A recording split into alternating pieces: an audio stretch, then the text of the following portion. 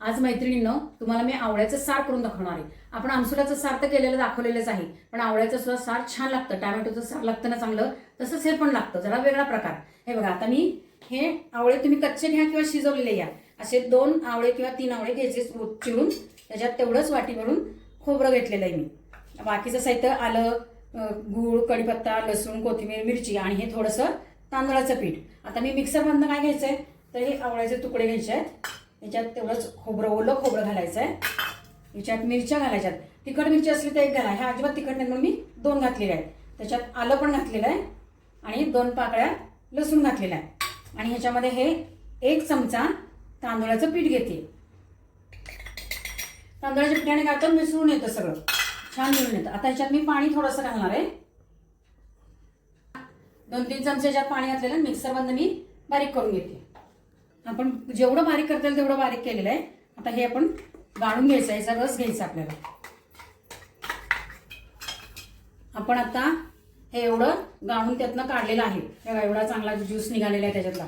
आणि हा जो चौथा राहिलेला आहे, हा चौथा तसाच ठेवायचा आहे. नंतर मग ह्याची चटणी करून खाता येते आपल्याला. असं ठेवलेली आहे. आपण आता काय करायचं, सुरुवातीला मी फोडणी घालणार आहे. काही जण वरण घालतात, पण मी डायरेक्ट असं करणार आहे. जिरे घातलेले आहेत त्याच्यात, कढीपत्ता घातलेला आहे फोडणीत, आणि थोडंसं हे त्याच्यामध्ये हलवून ओतून द्यायचं.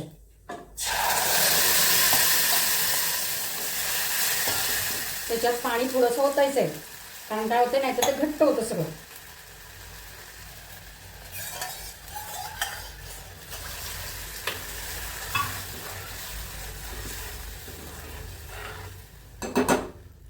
त्याच्यामध्ये थोडासा गूळ घालायचा आहे, कारण आंबट आहे ते. गूळ घालायचा आणि कोथिंबीर. त्याच्यानंतर मीठ घालायचं आहे, चवीपुरतं मीठ. काळे मीठ घातलं तरी चालेल, आपण पांढरे मीठ घालणार. आपलं आवळ्याचं सार आता चांगलं उकळलेलं आहे. हे बघा, आपण याच्यात मिळून येण्यासाठी काय केलं होतं, 1 चमचा तांदूळाची पिठी घातलेली, त्याच्यामुळे थोडंसं मिळून येतं. आता मी गॅस घालते. किती छान झाले बघा आपलं आवळ्याचा ज्यूस, आवळ्याचं सार किती छान झाले. आता हे आपण गरम गरम पिऊन घ्यायचं. ह्याने काय होतं, तुमचं पित्त जातं. शिवाय तुम्हाला जर चक्कर, पोटात दुखणं वगैरे काय होत असेल, ॲसिडिटीचे साईड इफेक्ट, तर हे सगळे नाहीसे होतात ह्याने. त्यामुळे असं प्यायचं. ज्याला म्हणजे अगदी नुसतं आवळ्याचा ज्यूस पिता येत नाही, ज्याने त्रास होतो, त्यांनी असं करून प्या.